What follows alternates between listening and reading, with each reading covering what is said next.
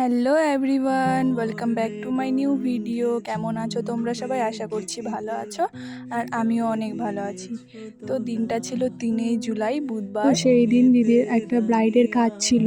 তো আমি আর একজন কাকিমণি আমরা অ্যাজ এ অ্যাসিস্ট্যান্ট গিয়েছিলাম। তো শেষমেশ আমরা লোকেশনে পৌঁছে যাই।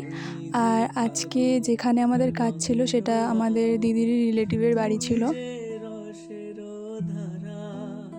আর এই আজকের আমাদের রিসেপশন ব্রাইড, যার পুরো লুক কমপ্লিট ছিল, খালি হেয়ার স্টাইলটা বাকি ছিল। আর সেই দিন আমাদের এই ব্রাইড ছাড়াও আরেকজন বড়সড় ক্লায়েন্ট ছিল, তো তোমরা দেখে নাও। তোমার কিরকম লুক চাই?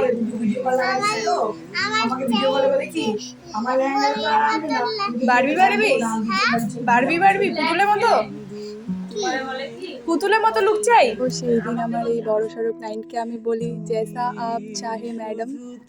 তো তারপরে ওকে আমি যতটুকু দরকার ততটুকুই শুধু মেকআপ করে দিচ্ছিলাম।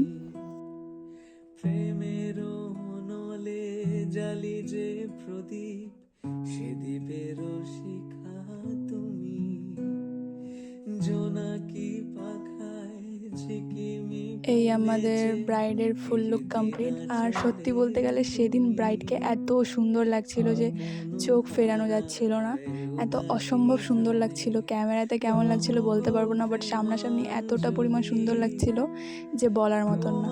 তো যাই হোক, তারপরে আমাদের বাড়িতে আরও কাজ ছিল, ইভেন আমার দিদিরও রেডি হওয়ার ছিল। তো যাই হোক, তারপরে আমরা বাড়ির দিকে রওনা হয়ে যাই। মুক্তা যেমন শুকতির বুকে তেমনি বাড়ি পৌঁছে আমি দিদির যে বোন ছিল তাকে নিয়ে বসে পড়ি।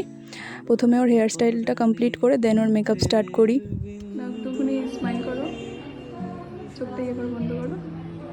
বলো, আমার কাছে সাইজে কেমন লাগলো? খুব ভালো, যেরকম চাইছিলাম সেরকমই লাগছে, খুব সুন্দর লাগছে। ওর ডিমান্ড ছিল একদম নো মেকআপ লুক।